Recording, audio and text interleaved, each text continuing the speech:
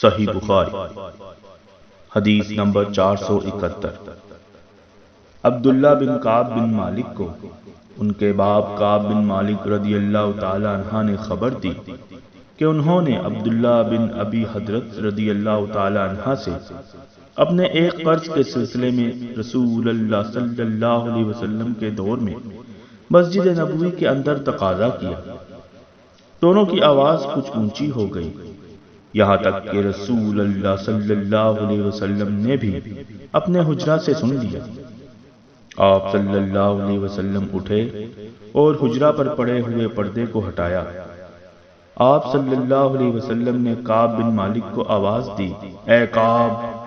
کعب بولے، یا رسول اللہ صلی اللہ علیہ وسلم حاضر ہوں۔ آپ صلی اللہ علیہ وسلم نے اپنے ہاتھ کے اشارے سے بتایا کہ وہ اپنا آدھا قرض معاف کر دے۔